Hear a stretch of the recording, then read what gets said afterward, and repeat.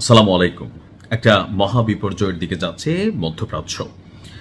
দীর্ঘদিন যাবৎ থমকে থাকা যেই যুদ্ধবিরতি চুক্তি অথবা যে পরিস্থিতিটা আমরা অনেকে পজিটিভ নিচ্ছিলাম এবং অনেক বাংলাদেশি ভাই খুবই টেনশনে ছিলেন যে আসলে যারা আমরা মধ্যপ্রাচ্যের বিভিন্ন রাষ্ট্রে কর্মরত আছি, তো অনেক জায়গায় আমাদের ঝামেলা হচ্ছিল, কাজের জায়গা থেকে অনেকে ছুটি দিয়ে দেওয়া হচ্ছিল, অনেককে আসলে সেই দেশ থেকে একবারে পাঠিয়ে দেওয়া হচ্ছিল।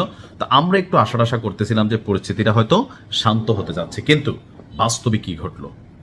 আজকে সাত সকালে যে ঘটনাটা ঘটাইছে মার্কিন যুক্তরাষ্ট্র, এখন ইরান এটার জবাবটা কিভাবে দিবে? তবে জবাবটা যেইভাবেই দিক, আমার মনে হয় যে 7 উইকেটের বিপরীতে ইরান কয়েকটি উইকেট ফেলবে।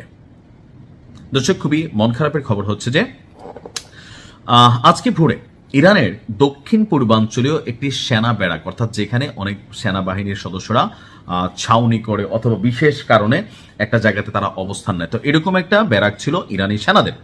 সেই ব্যারাকে ক্ষেপণাস্ত্রর নিখুঁত হামলা চালিয়েছে আপনার যুক্তরাষ্ট্র, আর এতে 7 জন আমাদের ইরানি সেনা নিহত হয়েছেন এবং আরো বেশ কয়েকজন মারাত্মকভাবে আহত হয়েছেন। ধারণা করা হচ্ছে সেখান থেকে আরো 2-3 জন হয়তো মারা যেতে পারে। গণমাধ্যমে আর ইরানের রাষ্ট্রীয় টেলিভিশন যেই প্রতিবেদনগুলো দিচ্ছে, সেখানে বলা হচ্ছে আপনার সিস্তান ও বেলুচিস্তান প্রদেশের বামপুর শহরে ইরানি স্থলবাহিনীর একটি ব্যারাক আছে। সেই ব্যারাকের যে আবাসিক এলাকা এবং সেনা সদস্যদের যে অবস্থানের জন্য বিভিন্ন কি বলা হয় যে টাওয়ার বানানো হয়, এগুলোকে টার্গেট করে একটা দুইটা না, একযোগে 13টি ক্ষেপণাস্ত্র নিক্ষেপ করেছিল মার্কিন যুক্তরাষ্ট্র। আর এজ এ রেজাল্ট ইরানি সেনাবাহিনীর বলছে যে আপনার হামলায় 388তম ব্রিগেডের 7 জন সদস্য তারা শাহাদাত বরণ করেছে।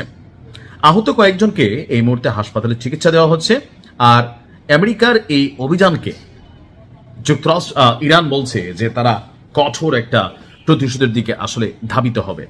ইরানের দাবি যে বর্তমান যে শান্তি চুক্তি ছিল, এটা শুরুর পর এই প্রথমবারের মতন ইরানের বিরুদ্ধে যুক্তরাষ্ট্র যে প্রকাশ্যে ধরেন এই ধরনের সেনাবাহিনী মানে অন্য সময় তো টার্গেটেড কিছু এরিয়া থাকতো, তো এই যে অভিযান চালাইছে এটা আসলে কোনোভাবে মেনে নেওয়ার মতো না।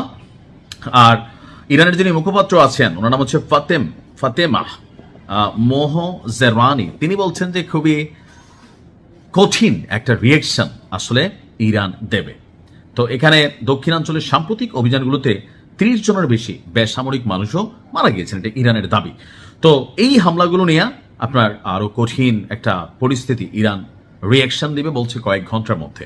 অপরদিকে মার্কিন যুক্তরাষ্ট্রের প্রেসিডেন্ট ডোনাল্ড ট্রাম্প তিনি বলছেন ঝুঁকেঙ্গানে ইসালা, অর্থাৎ ট্রাম্প আসলে গত 4 বছর না, গেল 5-6 বছর যাবত যে স্বপ্নটা দেখছিলেন এর আগের বার যখন প্রেসিডেন্ট হয়েছিলেন, তার সেই যে ধরেন কি বলা হয়েছে অধৌরা স্বপ্ন, সেই স্বপ্নটাকে বাস্তবায়ন করার জন্য ইরানকে ঝুঁকানোর জন্য একের পর এক টেকনিক্যালি কিন্তু যুদ্ধ চালাচ্ছেন।